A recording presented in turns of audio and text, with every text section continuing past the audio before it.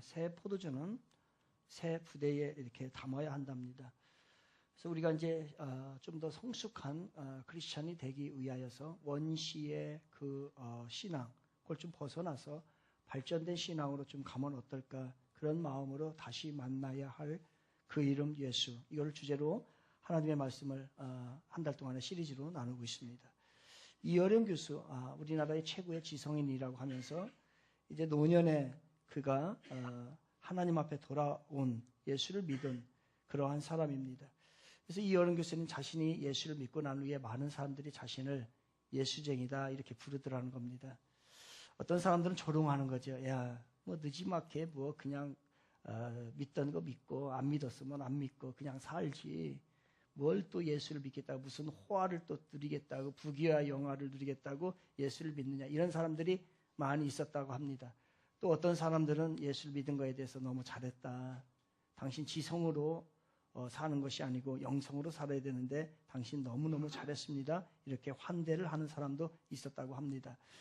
그런데 예수를 부르는 사람들, 예수쟁이라고 이제 비아냥거리는 그런 사람들이 그렇게 부를 때마다, 그럴 때마다 아무 대답도 하지 않았다고 합니다.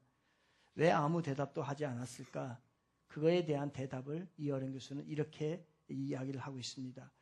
세례를 받자마자 갑자기 성인이 돼서 그런 게 아닙니다. 그들의 얼굴과 거둥에서 내 자신이 그동안 걸어왔던 외롭고 황량한 벌판을 보았기 때문입니다. 그들의 가슴 속에도 거북한 무엇이 암종처럼 자라고 있기 때문에 그러는가 봅니다. 겉으로는 강한 싸움꾼인 척 하지만 옆에서 누군가 한마디 훈수를 하고 조금만 역성을 들어주면 금시 어린애처럼 울음을 터뜨리는 약한 무신론자들인 겁니다 라고 얘기했습니다. 그러니까 이 최고의 지성을 가지고 있었던 이어령 교수가 예수님 앞에 돌아와서 보니까 자기의 모든 과거의 삶이 얼마나 외로웠고, 그리고 그 삶이 얼마나 황량한 벌판이었는지, 그리고 나니까 그 예수님의 사랑 안에 없는 사람들이 그러한 걸음을, 그러한 삶을 오늘 살아가는 걸 보면서 너무 애처로워서 던진 말인 거지요. 바로 예수 믿는다고 하는 것은 바로 이런 겁니다. 세상의 다른 사람보다 높은 자리에 오르고 물질적인 풍요를 얻고 부귀와 영화를 누리는 것, 아마 이것이 예수님을 믿는 사람의 목적일 수도 있고 그런 것을 체험한 사람도 있을 겁니다. 그러나 그것보다도 더 근본적인 것은 하나님의 사랑을 우리가 체험한다는 거죠. 그 변하지 않는 그 사랑을 체험하는 것, 바로 그것이 우리들의 모습인데요. 오늘은 이제 두 번째입니다. 다시 만나야 할 그 이름 예수. 우리가 예수님을 만나게 된다면 또 어떠한 일들이 벌어질까? 오늘은 우상 아웃에 대한 이야기를 좀 하려고 합니다. 우상 숭배는 엄청난 규모로 우리들의 삶을 둘러싸고 있습니다. 이 우상 숭배는 우리들의 삶에 있어서 한쪽에 조그만한 영향력 없는 변두리에서 우리를 지배하는 것이 아니라 이 세상에 있는 많은 사람들의 삶의 중심 가운데서 사로잡고 있는 것이 바로 우상숭배인 것입니다. 그래서 이 우상숭배는 우리의 영혼과 어떤 때는 어떤 가정과 때로는 어떤 사회를 위기에 몰아넣게 되는 겁니다. 그래서 저는 이 세상의 삶이라는 것은 무엇일까? 여러 사람들이 여러 이야기를 할 수 있겠지만 저는 오늘을 우리들의 삶이란 이렇게 정의를 하고 싶습니다. 우상 숭배와의 싸움이다. 이렇게 정의를 하고 싶은 거예요. 어떠한 신앙을 가지고 있느냐, 내가 어떠한 신관을 가지고 있느냐, 어떠한 신에 대한 가치관을 가지고 살아가느냐, 그것이 나의 삶에 전혀 영향을 주는 것이 아니라, 영향을 못 주는 것이 아니라 엄청난 우리들의 영향과 결과를 가져오게 됩니다. 그래서 우리는 이 우상숭배가 내 안에 들어왔을 때에 나의 삶을 송두리째 바꾸는 일들을 우리는 수없이 많이 경험을 하게 됩니다. 일본에는 신도라고 하는 종교가 있습니다. 이 신도는 자연물과 자연 현상을 섬기는 것부터 시작이 됐습니다. 그런데 나중에는 이것이 자연물과 자연 현상을 섬기다가 나중에는 이것이 조상을 섬기는 종교로 바뀌게 됩니다. 그래서 이 정확한 통계인지 모르겠지만 제가 인터넷을 검색해 보았습니다. 이 사람들이 종교 퍼센트가 얼마나 될까?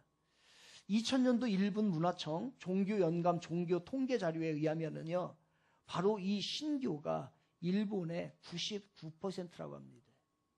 그러니까 나머지 거의 제가 보기에는 조금 더 과장되게 말한 것 같은데 아무튼 간에 90% 이상은 모든 일본 사람들이 신도를 믿고 있는 겁니다.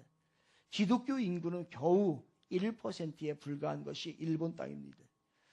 그런데 이 일본 사람들이 이 신도를 믿게 되는데 이 신도에는 이런 원리가 있습니다.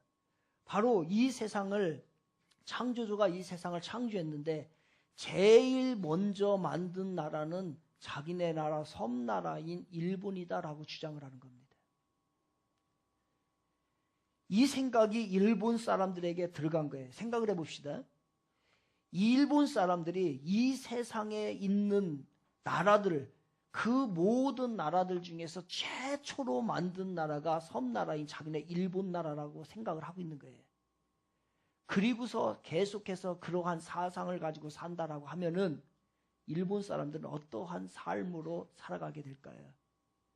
이 생각 때문에 이들은 마침내 이 세상에 있는 모든 나라들 중에서 유일하게 신성한 나라는 일본이다라고 지금도 생각을 하는 것입니다.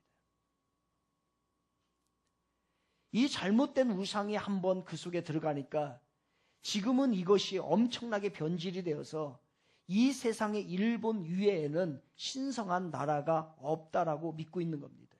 그래서 그들은 국명을 니폰이라고 얘기를 합니다. 이것은 일본이지요. 이것은 뭐냐면 이 의미는 니폰, 일본이라는 의미는 태양으로부터 기원됐다라는 뜻입니다. 날일자 근본본자니까요. 그러니까 이것이 공식적인 교육에 있어서도 2차 세계대전 전까지만 해도 일본의 어린이들에게 가르쳐게 됐는데 천황이라고 하는 것은 바로 태양 여신의 후예가 천황이다라고 얘기를 하는 겁니다. 그러니까 지금의 그들이 섬기고 있는 천황은 일반 사람들의 후예가 아니고 처음에 태어날 때에 태양의 아들로서 태어난 후예다라고서 생각을 하는 겁니다. 그러니 이 천황은 태양의 후예로 태어났기 때문에 이 세상의 5대양 6대주를 다스릴 수 있는 통치권은 누가 가지고 있냐? 일본이 가지고 있고 그 일본 중에서도 천황이 가지고 있는 것이 바로 이 통치권이다라고 일본 사람들은 생각을 합니다. 그래서 지금도 이 신도에서 신을 섬기는 곳을 우리는 여러분 일본 여행 가면은 신사라고 하는 것을 여행을 가게 되지요. 바로 그 신사가 신도에서 신을 모셔놓은 곳입니다. 이 일본 전역에 신사의 숫자를 검색을 해보았더니 어떤 사람은 80만 개다라고 해서 주장을 합니다. 그러니까 우리나라의 교회가 몇 개 있는 것처럼 이 나라는 모든 종교 바로 80만 개의 신전이 있는 겁니다. 신도수를 어떤 사람은 9만여 개, 그 신도들이 모여서 그룹을 지어서 지금처럼 교인처럼 이렇게 모여있는 그 그룹이 단체의 숫자가 9만여 개에서 10만 개 정도 된다라고 이야기합니다. 일본에는 신의 수가 얼마나 될까? 미신들이 그 귀신들이 얼마나 될까? 수십만, 헤아릴 수 없어서 그냥 수십만의 신이 있다라고 이야기합니다. 이러한 신관, 민족 우월주의, 민족 우월감을 배경으로 이 사람들은 오늘날에 바로 그 우상 숭배의 사상 때문에 오늘날의 일본의 제국주의적 국민정신을 가지고 있는 겁니다.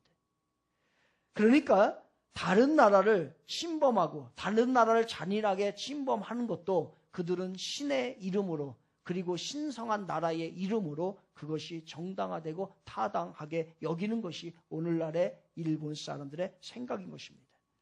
바로 오늘날 일본의 국민성은 이 우상숭배, 하나님의 법칙이 아닌 자기네들이 만들어 놓은 그 우상숭배의 영향을 받아 오늘날까지 오고 있고 그것이 세계까지 흘러 들어가고 있는 겁니다.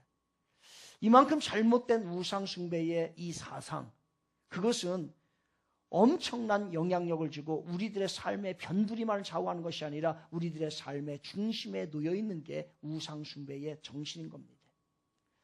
남태평양 일대에 퍼져 있는 섬들 중에서 그들이 많이 믿는 종교가 하나가 있는데 그것은 뭐냐면 칼고 컬트라고 하는 화물 신앙이라고 합니다. 칼고는 화물이죠. 컬트라고 하는 것은 숭배라는 뜻입니다. 바로 화물 신앙인데 이것이 19세기에 서구의 열방들이 남태평양에 많이 진입을 하면서 발생한 종교입니다. 뉴 헤브리디지라고 하는 지역 근처에 가보면은 이제 한 부족이 있는데 그 부족의 이름은 뭐냐면 존 프롬 부족입니다. 이 존 프롬 부족에서 섬기는 신앙, 바로 이게 화물신앙인데 이 화물신앙은 어떻게 발생을 한 거냐? 그 당시 19세기에 서구에서 들어오면서 그 지역에 이제 부족들이 어렵게 살고 있었습니다. 그런데 미국의 한 병사가 화물을 끌고 왔는데 그 화물에는 아이스크림, 우유, 초콜릿, 말할 수 없이 먹을 것, 달콤한 것들을 가득 싣고 오게 됩니다.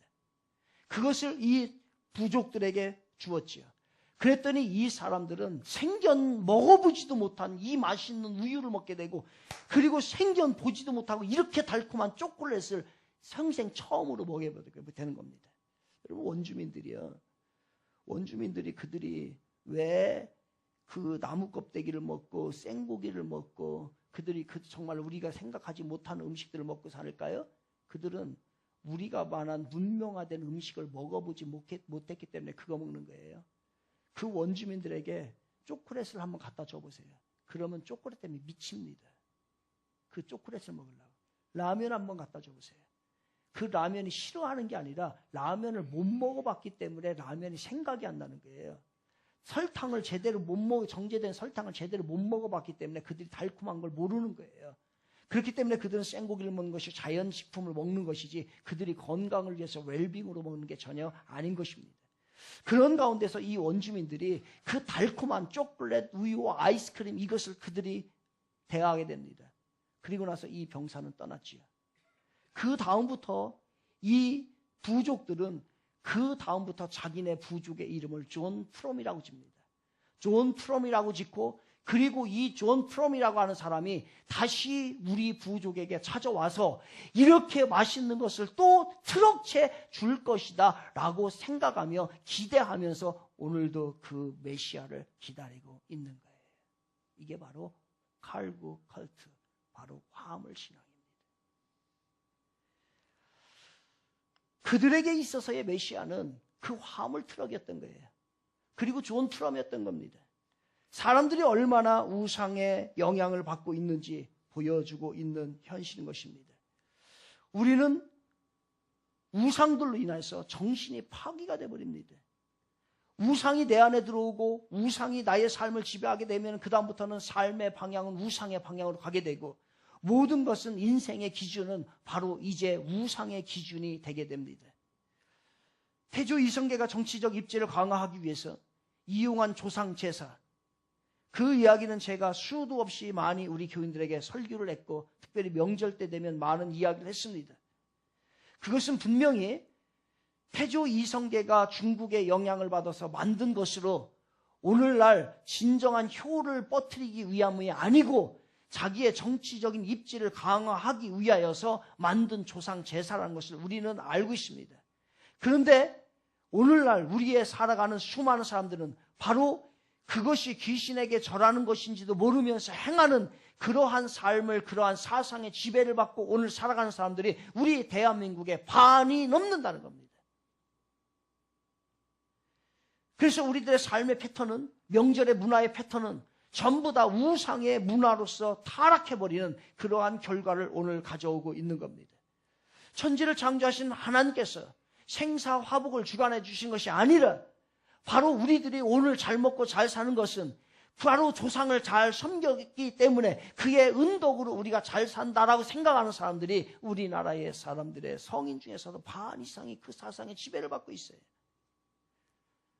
사람이 신이 될 수 있다고 믿으며 사람을 신격화하는 사상은 오늘날 우리 사람들의 절반 이상에 벌써 인식되어 있는 그러한 사상인 것입니다. 부적을 써야, 명태를 다뤄놔야 바로 우리가 사고가 일어나지 않는다라고 생각하며 오늘날도 이러한 부적을 쓰고 명태를 달아놓고 각종의 미신을 숭배하는 것이 우리나라 사람들의 부지기수입니다. 문화가 발달하다 보니까, 문명이 발달하다 보니까, 또 물질이 많이 풍요로워지다 보니까 차는 뭐 외제차로 멋지게 쫙 타고 다닙니다. 그런데 그 안에 그 사상은, 그 외제차를 타고 다니는 그 사상은 우상의 사상이어서 그 안에 부적을 써서 붙이고, 이 부적이 나를 오늘도 안전하게 이끌 것이다, 사고 나지 않을 것이다 라고 하면서 살아가는 그 사상이 우리나라 사람들의 반 이상의 사상인 것이에요. 감사한 일이 생겼습니다. 그 감사한 일이 생기면 당연히 이 세상을 주관하시는 하나님이 도와주셨기 때문에 하나님과 하나님께 영광을 돌려야 되는 것이 당연한 일이지요.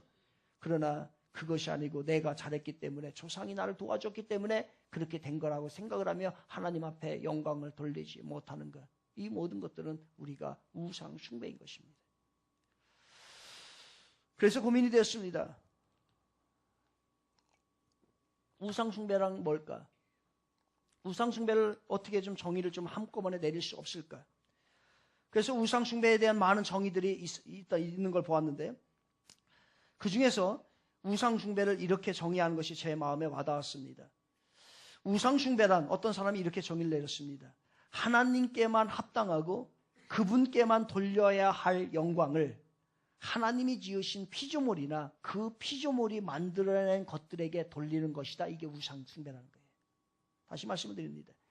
하나님께만 합당하고 그분께만 돌려야 할 영광을 하나님이 지으신 피조물이나 그 피조물이 만들어낸 것들에게 돌리는 것, 이게 바로 우상 숭배인 것입니다.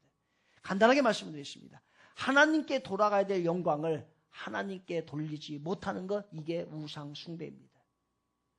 좀 너무나 막연했어요. 그래서 내 말로 좀 정의를 하자. 그래서 제가 이렇게 정의를 했습니다. 우상 숭배란, 이건 제 정의입니다. 우상 숭배는 여러분에게 쉽게 전달하기 위해서, 우상 숭배란 다른 계좌로 입금하는 것이다. 다른 계좌로 입금하는 거예요. 내가 정확한 계좌로 입금이 돼야 되는데 거기로 입금이 되지 않고 잘못된 계좌로 입금이 되는 게 바로 우상 숭배인 것이에요. 하나님께 돌아가야 될 것을 하나님께 돌리지 못하고 하나님 앞에 입금하지 못하고 어디로 입금된 거예요? 바로 마귀에게 입금이 되는 것, 그것이 바로 우상 숭배입니다. 하나님께로 가야 할 것이 인간이나 자연 만물로 가는 것, 이게 바로 우상 숭배입니다. 이 우상 숭배의 형태는 너무나도 많이 다양합니다. 무지하면 무지한 대로, 알면 아는 대로 이 세상 사람들은 우상을 숭배하고 있습니다. 문명화된 사회든 미개한 사회든 이 우상 숭배는 너무너무나 많습니다. 미개한 사람들은 바로 쥐새끼가 신이라고 이야기하는 부족들도 있고, 문명화된 사람들은 바로 선한 일을 많이 한 사람이 바로 성인이다 라고 하면서 그 사람을 신격화하는 것이 오늘날 우리의 모습인 것입니다.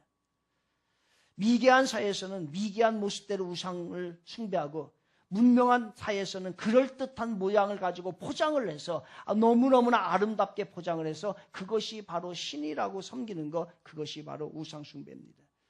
지난주인가요? 지지난주인가요? 천주교 교황 카톨릭에서는 테레사 수녀의 성인 품식이 있었습니다. 그의 자서전을 읽어보면요, 절대로 그 사람 예수 진정으로 믿지 않았어요. 예수를 안 믿었다고 해서 잘못된 게 아니라 그 사람은 예수를 진정 믿지 않았는데 착한 일을 많이 한 거예요. 착한 일을 많이 했다고 해가지고서 그 사람이 성인이 된다. 이것이 세상 사람들이 가지고 있는 논리가 되는 겁니다. 왜요? 문명으로 잘 포장이 돼 있어요. 그럴듯한 모양으로 포장을 해서 우리는 우상 숭배를 하게 되는 겁니다. 저는 지난주에 참 요즘에 많은 것을 느끼게 되는데, 그것 중에 하나가 제가 우리 학생들하고 강의를 하면서 많은 것을 요즘에 체험을 하게 됩니다. 지난주에는 종교의 기원이라고 하는 그것을 좀 해야 되겠다 싶어서 첫 강의를 이제 하게 됐는데, 그 아이들에게 물어봤습니다. 안 보이는 것이 존재합니까? 존재하지 않습니까? 라고 했더니 대학생들, 우리나라의 대학생들의 3분의 1이 그 클래스에 한 반은 45명, 한 반은 56명입니다. 그 클래스에 3분의 1의 학생이 안 보이는 것은 존재하지 않습니다라고 해서 손을 번쩍 들었어요. 가슴이 찢어질 정도로 마음이 아팠어요. 요즘 젊은이들이, 요즘 사람들이 정말로 이렇구나. 보이는 것이 너무 소중하고 보이는 것은 존재하는데 안 보이는 것은 존재하지 않는구나 라는 생각을 했습니다. 우상 숭배자들은 공개적으로 하나님과 예수 그리스도를 부인합니다. 그런데 이거는 제가 이걸 다루려고 하는 게 아니에요. 우리는 저것이 우상숭배 명확한 것을 다루려고 하는 겁니다. 저는 오늘 어떤 사람들은 바로 우리들 중에는 우상숭배를 대놓고 하는 사람은 없으리라고 생각합니다. 최소한 이 자리에는. 그런데 문제는 우리들의 신앙인 가운데서는 하나님을 섬기면서도 우상을 숭배하는 사람들이 너무너무 많다는 겁니다. 이 이야기는 오늘날 우리들만의 이야기가 아니라 성경에서는 이러한 일들이 빈번히 드러납니다. 하나님을 섬기면서도 우상을 섬기는 것. 이스라엘 백성들이 바로 모세가 시내산으로 하나님의 말씀을 받으러 올라갔을 때에 그들은 아론을 다그치게 됩니다. 모세가 안 보니까 아론을 다그쳐서 그들이 송아지를 만들어 놓게 됩니다. 그러면은 이들은 어제까지 섬겼던 하나님을 완전히 배격하고 하나님 없어 부인하고 그들이 오늘 만든 이 금신상을 섬기려고 하나님을 대체해서 금신상을 섬겼던 걸까요? 아니에요. 그들의 말에 의하면은 그들은 하나님을 섬기고 있어요. 그러면서도 이 하나님과 또 당시에 금송아지를 섬기게 되는데 그들이 그 금송아지를 만들어 놓고 뭐라고 얘기하냐면 내일은 이 금송아지를 섬기고 하나님을 섬기는 여호와의 절일이다라고 얘기합니다. 그러니 이 이스라엘 사람들은 하나님을 섬겨왔는데 하나님을 버린 것이 아니라 하나님을 섬기면서도 또 다른 우상인 금송아지를 이들이 만들어 놓고 이것이 하나님과 함께한다라고 해서 그들은 생각했던 것이 그들의 우상숭배였던 거예요. 바로 이러한 사실이 오늘날 우리 그리스도인들에게 우상숭배로 다가오게 됩니다. 여러분, 우리는 예배당에 우상숭배가 얼마나 많은지 모릅니다. 어떤 교회들은 가면은 무엇인가 자꾸 그림과 화려한 형상으로 인하여서 그것이 마치 큰 은혜를 주는 것과 같은 그러한 일들을 많이 벌이게 됩니다. 나중에 이것이 발달되게 되면은 이것이 하나님인 것처럼 느껴질 때가 너무너무 많아요. 그러니 우리들의 예배당 안에 바로 하나님 대신에 우상을 섬기는 일들이 우리는 너무 발생을 합니다. 여러분, 기도하면서도 우상숭배라는 거예요. 우리는 하나님 앞에 하나님을 믿는 사람들이 기도를 합니다. 하나님, 제가 하나님의 복음의 도구가 되고 싶습니다. 그런데 제가 하나님의 복음의 도구가 지금 되지 못하고 있습니다. 그러니 내가 하나님 앞에 쓰임받기 위해서는 하나님 물질의 복을 주셔야 됩니다. 하나님 물질의 복을 주시옵소서. 그럼 제가 주님을 위해서 열심히 쓰임을 받겠습니다. 라고 하나님 앞에 기도합니다. 그러나 그의 마음에는 정말로 물질을 통해서 하나님의 영광을 드러내려고 하는 마음일까요? 아니에요. 하나님을 이용해서 자기의 채무를 좀 갚겠고 그리고 지금의 어려움을 좀 극복해 나가고자 하는 그러한 빙자인 것입니다. 하나님을 믿지 않는 게 아니에요. 그런데 그 하나님을 믿으면서도 하나님을 섬기면서도 우리는 기도하면서 우상을 숭배하게 되는 겁니다.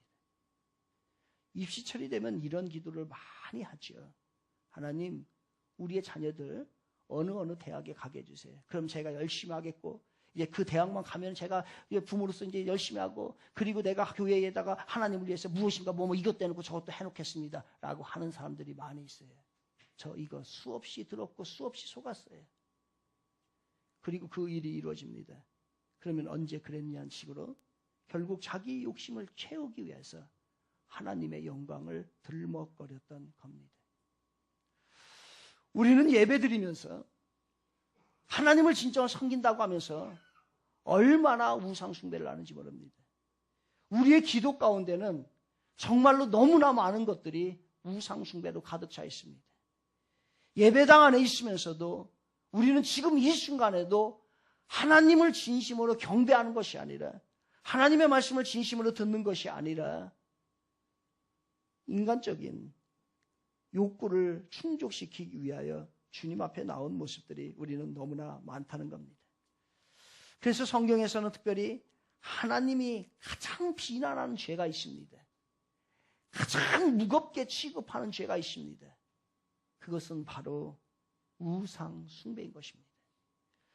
10개의 계명 중에서, 압축해서 10개의 계명 중에서 바로 첫 번째로부터 시작되는 것이 우상 숭배 금지 조항인 것이에요. 바로 이만큼 우상 숭배는 우리 하나님이 금지하고 그 다음에 우리들에게 엄포하고 있는 그 말씀이 바로 우상 숭배입니다. 우상 숭배 결과는 어떻게 될까요? 나머지 다 떼어버립시다. 이것저것 다 떼어버리고, 저는 우상 숭배 그 결과, 그것은 이 땅에서 임하는 가장 무거운 심판인 것입니다.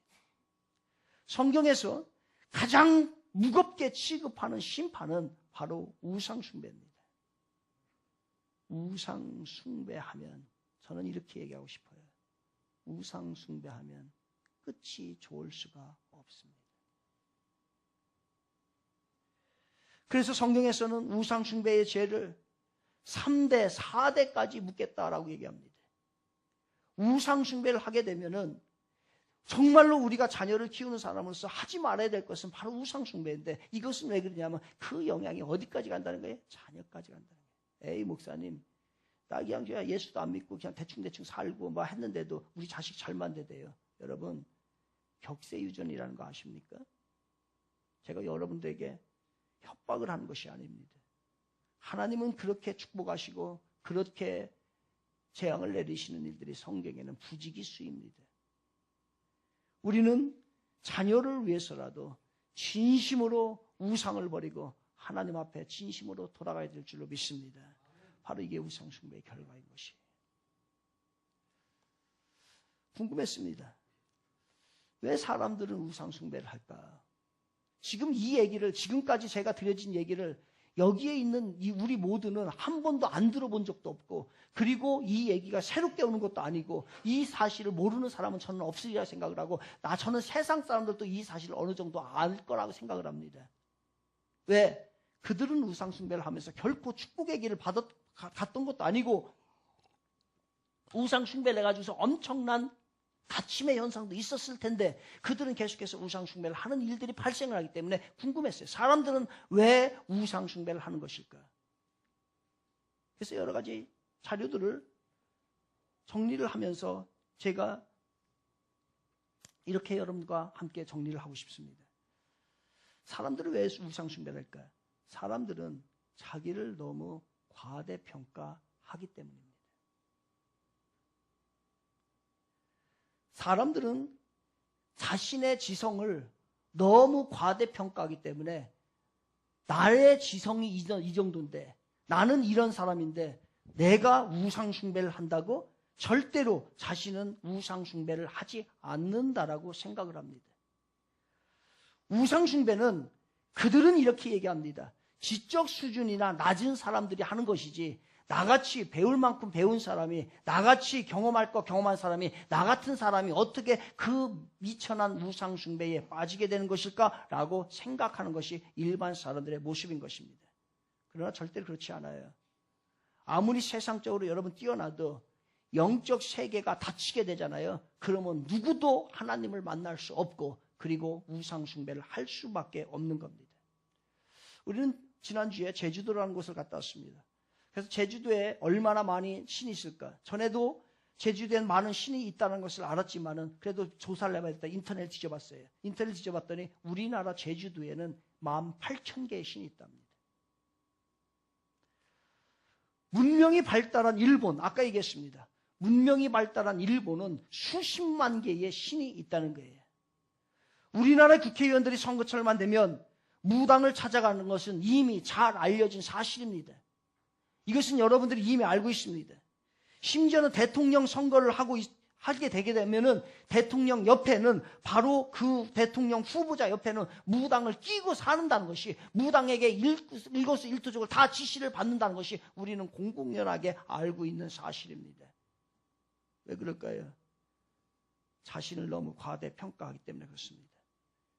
심지어는 이런 기사들도 있습니다. 교수들이 임용을 받을 때 바로 그 임용이 될까 안 될까를 무당을 찾아가서 그 결과를 묻는다는 거예요. 우리 교수하면 우리나라의 최고의 지성인을 이야기합니다. 그럼에도 불구하고 그 지성을 너무 과대평가하다 보니까 자기는 설마 자기가 잘못된 길로 가고 있다라고 생각을 하지 않는 거지요. 여러분, 신앙의 적은요, 자신을 과대평가하는 겁니다. 신앙은 자신을 죽이는 것입니다. 자신이 한없이 부족함을 깨닫는 것이 신앙인 것입니다. 그래서 우리는 하나님이 필요하고 예수 그리스도의 보혈을 의지하시기를 바랍니다. 이게 바로 우리의 신앙인 거예요. 지난 특세 때에 교만에 대한 이야기를 하면서 제가 이런 얘기를 했습니다.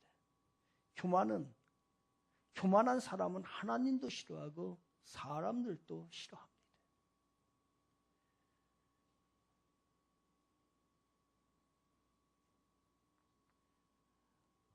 우리는 그 자연의 순리를 너무너무 잘 알고 있어요. 겸손한 사람은 항상 자기가 부족하다는 걸 알고 벼가 익으면 고개를 숙인다는 것을 우리는 잘 압니다. 겸손한 사람은, 성숙한 사람은 말이 적다는 것을 우리는 압니다. 바로 자신이 진정 하나님 앞에 겸손한 사람은 자신을 과대평가하는 것이 아니라 내 자신이 한없이 부족함을 알고 벼가 고개를 숙이는 것 같이 숙이는 것이 우리의 신앙인 것입니다. 저는 우리 교인들이 정말로 성숙되어서 말이 없었으면 많이 없었으면 좋겠다 생각. 아니 뭐 이렇게 웃기는 얘기는 많이 할 수 있고 이렇게 같은 대화는 할 수 있지만 그런 것이 아니라 정말로 이렇게 원치 않는 말들, 자신을 드러내는 말들, 이런 부분들은 우리가 겸손하게 조금 내려놓으면 얼마나 좋을까라는 생각을 하게 되었습니다. 그리고 이 사람들이 왜 우상숭배를 할까? 많은 사람들이 이렇게 얘기합니다. 인간의 부패한 본성 때문이다. 성경에서도 이 부분은 많은 부분에 있어서 드러납니다. 인간의 본성이 죄로 인해서 부패해 있습니다. 그래서 본성이 부패한 속에서 이 우상 숭배를 만들어내겠다고 하는 이 바이러스들이 우리 안에는 너무너무나 많이 있어요. 이 바이러스로 인해서 오늘은 틈만 나면 사람들은 우상을 만들어내게 됩니다. 전라도의 어느 한 집에는요, 그 과거에 전두환 대통령이 그 집을 다녀갔답니다. 그래서 너무너무 좋아가지고서 그 다녀간 자리에다가 전두환 대통령 비석을 세워놔서 지금까지도 있답니다. 이게 바로 인간들이에요. 미국의 한 식당에는요, 그 김영삼 대통령이 그 식당에 왔었는데 김영삼 대통령이 와서 식사한 그 자리를 지금도 대통령이 앉았던 자리라고 하면서 구별한다는 거예요. 그리고 그 당시에 김영삼 대통령이 썼던 수저, 그거를요, 이 선반 위에다가 잘 올려놓고 있답니다. 몇 년 전인가 그 강경을 한번 우리 교인들하고 몇 번 신방 어떻게 하다가 뭐 가다 본 건데, 강경을 지나고 하는데 길거리 지나고 나는데요, 그 우측에 자그마한 식당이 하나 있어요. 근데 거기에 보니까 보신탕을 하는 집이에요. 보신탕을 하는 집인데 그 정문 앞에 뭐라고 써 있냐면 장경동 목사님이 다녀간 식당 이렇게 써놨어요. 사람들에게는요, 이렇게 바로 이 우상숭배 만들기 바이러스가 있어요. 그래서 하나님의 말씀으로 하나님의 뜻으로 무장하지 않으면은 이 바이러스는 계속해서 번성해 나가게 됩니다. 그러니 문명이 발달된다 할지라도 사람들은 계속해서 우상숭배에 빠질 수밖에 없는 거죠. 또한 인간의 종교심 때문입니다. 하나님께서는 우리가 죄로 인해서 타락을 하면서 다시 돌아올 수 있는 길을 열어주셨습니다. 그래서 그것으로 인해서 그 길로 인해서 우리는 회복이 되는 겁니다. 그 길을 찾아가야 되는데 사람들이 그 길을 보니까 그렇게 화려해 보이지가 않아요. 그렇게 재밌어 보이지가 않아요. 그래서 사람들은 그 길을 따라가지 아니하고 종교심을 그 갈 수 있는 길의 회복길을 열어주면서도 불구하고 세상에 저급한 육신의 쾌락을 따라가게 됩니다. 그러다 보니까 이 종교심은 본성은 종교심은 있는데 이것이 바로 바른 길을 찾아가지 못하였기 때문에 사람들은 부패한 마음으로 길을 잃어버리고 오늘도 우상 숭배를 할 수밖에 없는 것입니다. 저는 하나를 더 얘기하고 싶습니다. 저의 삶 가운데 경험되어진 일이기 때문에 이래서 사람들은 우상 숭배를 하는구나 라고 하는 것을 저는 지난주에 느꼈습니다. 제가 아까 말씀드린 대로 제가 요즘에 강의를 하면서 많은 걸 깨닫는데 젊은이들 만나면서 많이 깨닫게 되는데 한 번은 이제 화요일 날인가 문자가 왔어요. 문자가 왔는데 한 학생이 자기네 동아리를 하는데 그 동아리가 독서 모임이라는 거예요. 그 독서 모임인데 그 독서 모임에서 지도 교수를 해주면 어떻겠냐라고 해서 그러면 좋다 해가지고 목요일 날 점심에 잠깐 시간이 나길래 그 친구들이랑 만났습니다. 만났는데 그 친구 중에서 이제 커피를 마시다가 이런저런 얘기하다가 그 친구 한 친구가 저한테 질문하는 거예요. 교수님, 강의 시간에 했었던 이 부분이 이해가 안 가는데 이 부분 좀 이해 좀 시켜주세요. 그런 거예요. 그러니까 왜냐하면 자세한 이야기를 할 수 없었기 때문에 그냥 넘어갔던 모양이에요. 그래가지고 그 순간에 앉았던데 저는 여기에 있는 아이들이 그 학생들이 크리스찬인 줄 알았어요. 왜냐하면 크리스찬이니까 목사를 지도교수로 했지. 그런 생각, 당연한 생각을 가지고 있었는데 아니었던 거예요. 한 명 빼고는 다 난 크리스찬인 거예요. 그래가지고 나중에 깜짝 놀랐어요. 그런데 질문하는 것이 그 질문을 하는데 그걸 묻는 거예요. 그래서 제가 그 순간에 지금이 저의 찬스구나.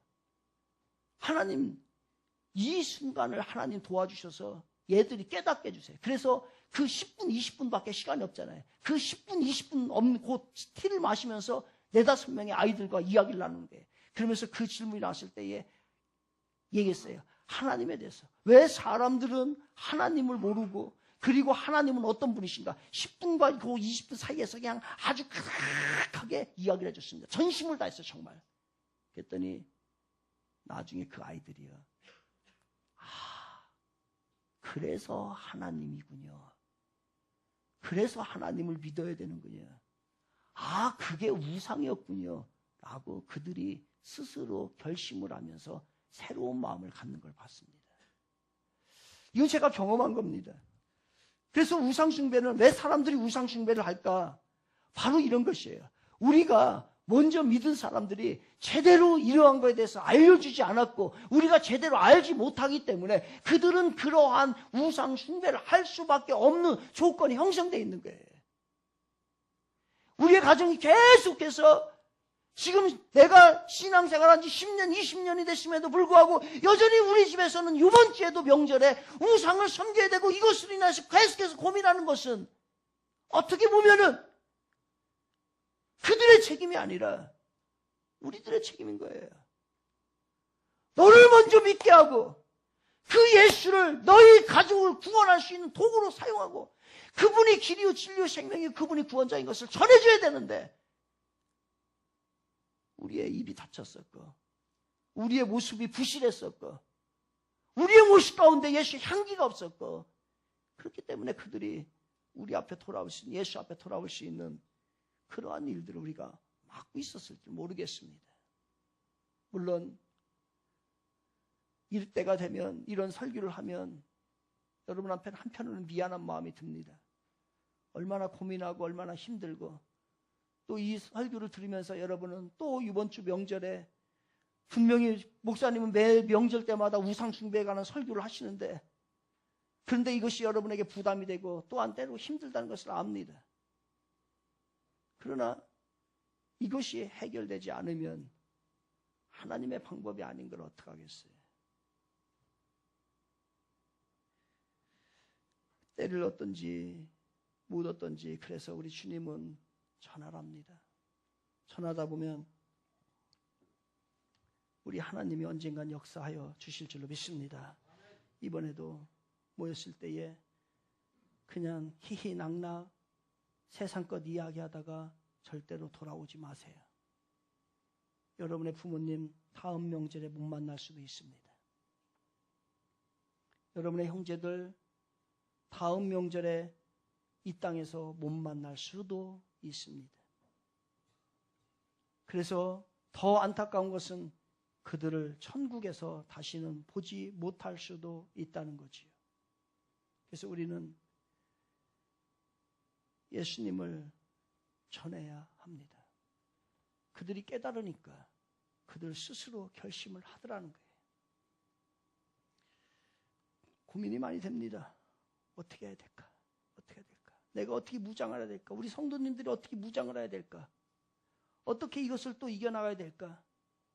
온갖 거짓 가르침들이 교활하게 아주 너무 멋지게 너무 아름답게 포장해서 우리 주위에 다가오고 우리를 우상숭배하게 하는데 이거 어떻게 해야 될까? 그래서 우리 성도들에게 우상 아웃을 시키기 위해서 여러분이 해야 될 것을 간략하게 말씀드리겠습니다. 첫 번째, 하나님의 말씀으로 무장하시기를 바랍니다. 다른 길 없습니다. 제발 이 말씀 좀 보시고 이 말씀에서 답을 얻으시기를 바랍니다. 인간적인 얘기 하지 마요. 하나님은 우리가 살아갈 방법, 어떻게 구원받는 방법, 천국 가는 방법, 이 땅에 어려움이 있을 때 어떻게 이겨나가는 방법, 이 성경책에 이미 다 해놨고 우상을 이길 수 있는 방법도 이 성경책에 다 말씀해 놓으셨어요. 그런데 우리는 이 성경책을 너무 보지를 않는다는 거예요. 얼마나 이 성경책이 위대한지, 이 성경책을 읽다가 귀신이 떠나가고 질병이 치료되고, 그리고 이 성경책을 읽고 하나 실천함으로 인생이 변화된 사람들은 이 세상에 부득이 많습니다. 우리는 말씀이 풍성히 우리 안에 거하게 해야 합니다. 성경을 멀리하게 하고 성경 읽을 시간을 내지 못하는 것은 무엇보다도 우리가 경계해야 합니다. 성령의 검인, 바로 이것이 하나님의 말씀인 것입니다. 모든 것이 어둡고 애매할 때일수록 말씀에서 답을 찾으시기를 바랍니다. 말씀을 가까이 하고 말씀을 읽고 말씀을 실천하고 그 말씀으로 능력을 얻는 것, 이것이 바로 우리가 우상을 이겨나갈 수 있는 거예요. 말씀에서 벗어난 것 다 우상이에요. 왜 우리는 천주교를 우상 숭배자들이라고 얘기합니까? 그들이 나쁜 짓 해서요? 아니에요. 그들 우리보다 어떻게 보면 더 선하고 더 착한 일 많이 합니다. 왜 그런데 우리는 천주교를 우상 숭배자들이라고 그들을 지칭하는 거예요? 그들은 말씀이 세컨드예요. 그들의 퍼스트는, 그들의 첫 번째 우선은요, 바로 전통이에요. 그들이 내려온 전통, 교황이 말하는 것, 이게 퍼스트고, 그들의 말씀의 중심은 아니에요. 말씀은 두 번째인 거예요. 교황의 말과 하나님의 말씀이 부딪혔을 때 그들은 무엇에 의해서 결정이 되느냐? 바로 교황의 말에 의해서, 그들이 내려온 전통에 의하여서 결정하는 것이 천주교인 것이에요. 여러분의 가정이 왜 오늘날도 우상 숭배라는 거예요? 바로 하나님의 말씀과 여러분 가정에서 내려오는 전통과 싸움을 하게 됩니다. 그런데 이것이 이겨나가지 못하는 거예요. 왜? 말씀의 위력이 없기 때문에. 그래서 우리 부모님이 해온 대로, 우리 큰형님이 해온 대로, 우리 큰아버지가 해온 대로, 우리 저기 작은아버지가 하는 대로 해나갈 수밖에 없는 것, 그것이 바로 오늘날 여러분의 가정에 있는 천주교예요. 말씀의 말씀. 우리만 다른 거 없어요. 말씀으로 돌아가시길 바랍니다. 이 말씀으로 분명한 답을 얻어야 돼요. 또 하나, 복음의 변질을 경계해야 합니다. 수없이 수많은 사람들에 의해서 이 복음은 계속 변질됩니다. 우리는 하나님의 말씀 그 한 구절, 그리고 한 글자, 한 획이라도 변질이 일어나면 안 됩니다. 하나님의 말씀은 하나님의 말씀으로 인정돼야 되는 거예요. 만약에 이것이 변질되고 한 획을 빼버리고 내 마음대로 넣고 내 생각대로 넣고 나의 전통을 집어넣고 우리의 가정의 뜻을 집어넣게 되면 그 다음부터는 복음이 변질되기 시작하는 거예요. 이 일을 누가 했었냐? 베드로가 그랬어요. 베드로가 애매한 시점이었거든요. 바로 율법을 지키면서, 그리고 이방인들이 막 교회로 들어오는 그 시점에서 베드로가 이방인들과 식사를 하고 있습니다. 식사를 하고 있는데 저기 율법으로서는 구원을 받을 수 없다고 막 주장하는 바울이 오는 거예요. 바울이 오니까 그때에 베드로가 주춤하게 됩니다. 그러면서 슬쩍 피하죠. 나중에 이거를 바울이 갈라디아 교인들에게 이야기하는 거예요. 갈라디아서 2장 11절에서 그는 이렇게 얘기합니다. 게바가, 베드로지요. 게바가 안디옥에 이르렀을 때에 책망받을 일이 있기로 내가 그를 대면하여 책망하였노라. 바로 위대한 사도도 하나님의 말씀에서 잘못되면 책망을 받게 되는 것이고 그것은 잘못이다 이야기하는 겁니다. 우리는 복음 앞에 바로 서야 할 줄 믿습니다. 우리의 영혼과 관련된 거, 여러분 영혼과 관련된 거 소중히 여기세요.